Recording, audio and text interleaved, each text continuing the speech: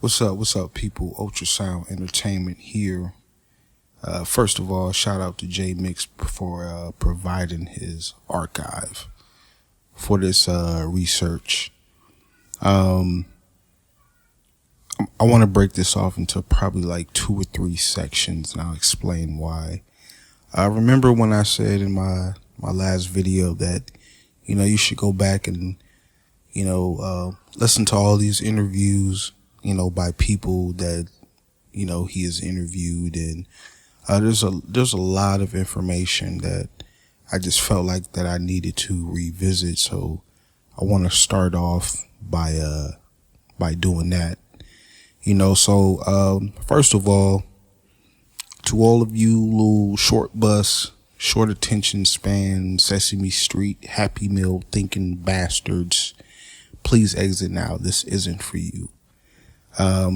I don't think that people care to think like this, or they're just too lazy and they just want to take bits and pieces and make them whole, and, real quick off topic. This has always been my problem with Reggie Wright Jr. I don't know Reggie Wright Jr. I don't know him, but this has been my problem with him is that, he's thinking that he's always talking to laymen. He's talking to the peons because he is one. And that's just my opinion. I think he's a peon. I think he's a layman. He thinks everyone thinks like him. He likes to play on people's intelligence, somewhat like Keyshia D. The average person would more than likely take advice from those type of characters. Out of all of my videos and of all the videos that I've done, you think that I would take advice or listen or believe someone like a Keyshia D or a Reggie Wright Jr., let alone believe a word that comes out their mouths? No, it's not happening. But I wanted to break this up. Like it's 3 different things that I wanted to talk about. The first thing I wanted to talk about is record labels and how record labels work. I want to, kind of talk in this flow chart style.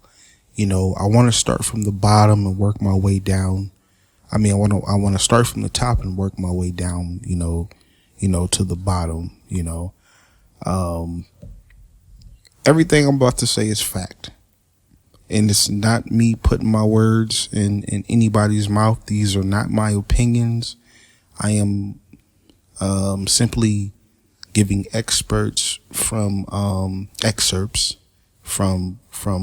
previous interviews, and people, and I'll leave links in my description so you guys can go back and see how I where I got my sources from.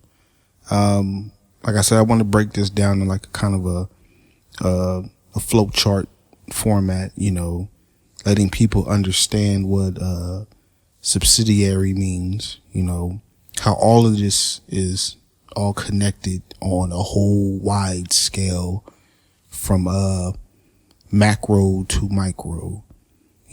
From one comes another. Some of the excerpts that I'll be using is from previous interviews, from their own words, from their own mouths, including Tupac himself, Nutso, who was an outlaw, more importantly, Kurt Cobain, Papa G, Danny Boy, and Dwayne Nettlesby, just to name a few. So another thing we're going to do is we're going to debunk gray cading once and for all.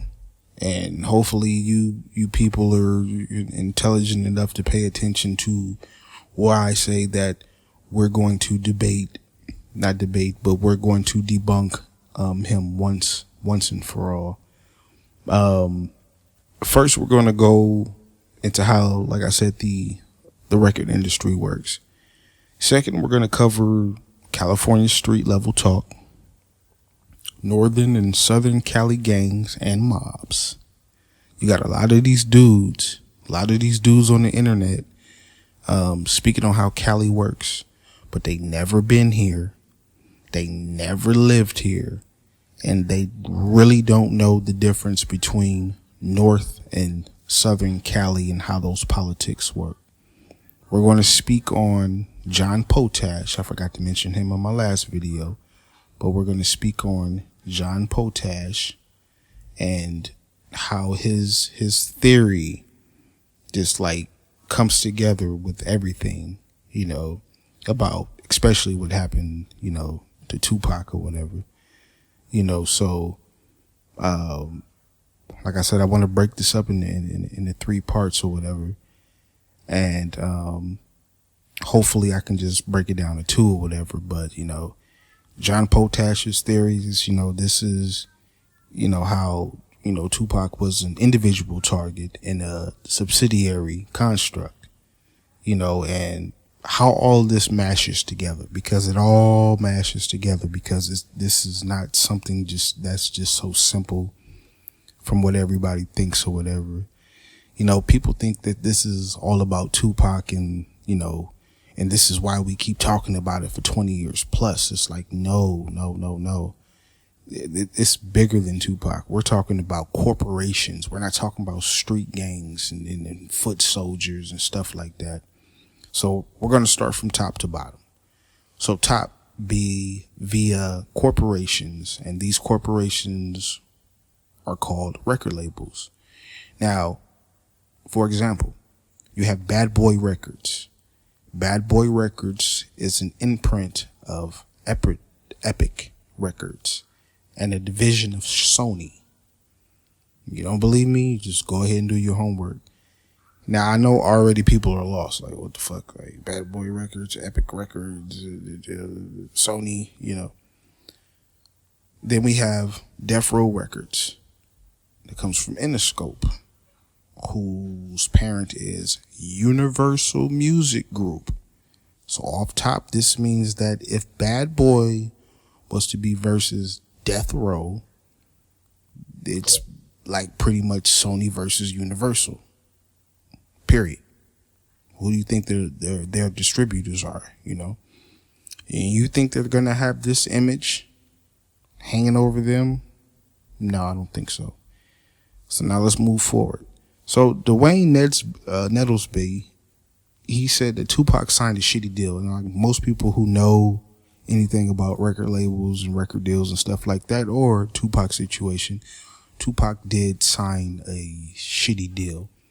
You know, many people said that, you know, Tupac signed a shitty deal, you know, according to, you know, recent interviews.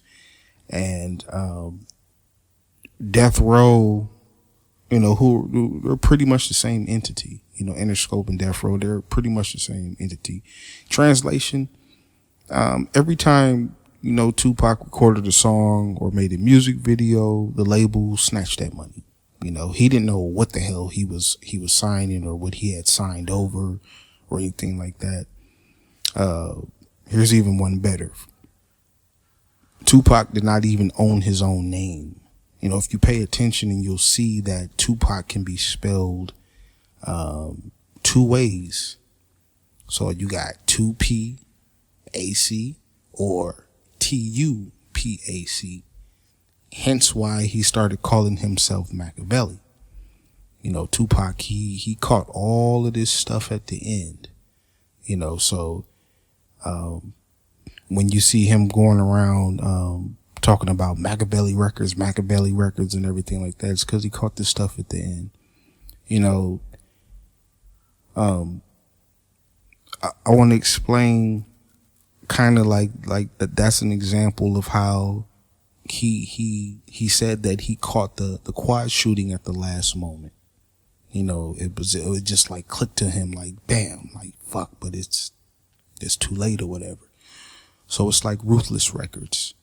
You know, the distributor is Priority under the company of what? Capitol Music Group. Owned by whom? Universal Music Group. So it was said that Death Row was going to take over all the black division of MCA. So we're talking about Mary J. Blige, Jodeci, Christopher Williams, Aaron Hall, Bobby Brown, etc., etc., whatever. That's why everybody was hanging around there around that time or whatever, because Death Row was going to take over that. So, you know, like I said, Tupac is going around screaming Machiavelli, but where is he going? Where is he going? Capitol? Sony? No, Bad Boy was under Sony. So the only place that he can go was with Universal. And Universal overlooks all over here, you know, all those record labels that I mentioned or whatever. You know, and Tupac wasn't very savvy, especially at, you know, from 21 to 25 about, you know, how these record labels worked or whatever. You know, he was just finding out how to master, you know, the priorities of the studio instead of, you know, being behind the mic. So, you know, he had to take it a step at a time, but he did not understand the business and everything like that. Now, coming from a corporation's perspective, Tupac was a liability. I'm assuming that's how they looked at him. He was a liability, hence why they did not bail him out fully. You know, it was said that they put up $750K. Death Row put up another $750K, and they pretty much said, Death Row, y'all deal with it. David Kenner, you deal with him. And speaking of Kenner, you know, a lot of people are just afraid to mention this man's name or whatever, because he's never brought up. He's rarely brought up. And you know, Death Row was supposed to be some of Dre's, you know. It started out to be some of Dre's. It started out to be some of the DOCs and some of Dick Griffey and Suge's, you know, and, you know, Pac comes along and the focus is shifted to him, you know. Other people, you know, their songs and albums get shelved, you know. Then what happens? Then Dre leaves. Now there's a rift and there's a huge ripple effect. Now the core members of Death Row are at odds. You know, DPG, Dog Pound Gangsters, Snoop, Nate Dogg, Outlaws versus DPG, Tupac versus Corrupt. You know, now there's chaos because, you know, Dre and Snoop are a match. You know, Snoop is caught in the middle, you know, of a rock and a hard place. So what happens to that part of Death Row, you know, they just pretty much said fuck Suge and everybody with him, you know, and everybody who's riding with Suge, fuck him. Like, he fucked over us and whatever. People weren't getting paid, I assume, according to, you know, recent interviews. And, you know, since Dre was gone, you know, now they're like kind of naturally there were new producers. You know, he wasn't the only one who could make bangers. So this is where you get your, you know, Johnny J's, you get your Hurt 'em Bads, your Lance Pierre, you know, Kurt Cobain, Daryl Harper's and everything. And then, you know, with the absence of Dre, you know, Death Row was turning a new leaf. You know, they were going in a new direction. And a new direction, I say, like younger faces, for example, like Danny Boy. Danny Boy was, you know, his shit was supposed to come out, but it never came out. Keyshia Cole, a lot of people don't know that Keyshia Cole was young at the time. She was about 12 years old at the time. MC Hammer brought her down from Oakland with her brother, Nutso. You know, and she was supposed to be on there. Even Bow Wow. At the time, Bow Wow was even supposed to be on Death Row. So like they were getting younger, you know. It was Death Row was, you know, kind of going in a new direction. But this was a problem. And then, you know, after Pac died, you know, in came in the feds, you know, and, you know, Suge's locked up and it crumbles. And then you enter Reggie Wright Jr. You know, like, it's like, who does Suge trust? You know, Suge is still trying to find out who the hell shot at him, who the hell is shooting at him. So he leaves it to Reggie. and you know, Reggie trying to run a goddamn record label is just like a mechanic trying a barbershop. That's just the way I see it. Leaving a record label to Reggie is just like a goddamn car mechanic left to run a barbershop or the line. So what does he know? So, you know, George Price, aka Papa G, people, you know, he worked close to Pac, and he's been in these corporations, you know. I mean, he's even mentioned, like, when Pac first came on, you know, Suge bought you know, Pac's mom a house and everything like that, and they was running up bills and stuff like that, and he didn't care. He just let them run up bills and everything. You know, he would always he would talk about how, you know, Pac would always talk crazy to his family. Like, how could you talk to them like that or whatever, you know? And he didn't really love them the way we think he did. Like, I mean, he loved them, but he didn't really like them like that or whatever. You know, and Papa G said this. I didn't say this. I'm not making this up or whatever. You know, and Papa G said that, you know, Suge was upset with Snoop and, you know, the rest of the camp, you know, because he felt they were lazy. They got a little fame or whatever, and, you know, they just got lazy. And Kurt Cobain, you know, pretty much concurs this, you know, when they had a production meeting, and, you know, everybody was lazy and relaxed because they had a little fame or whatever, you know. So, you know, that's how the record label works.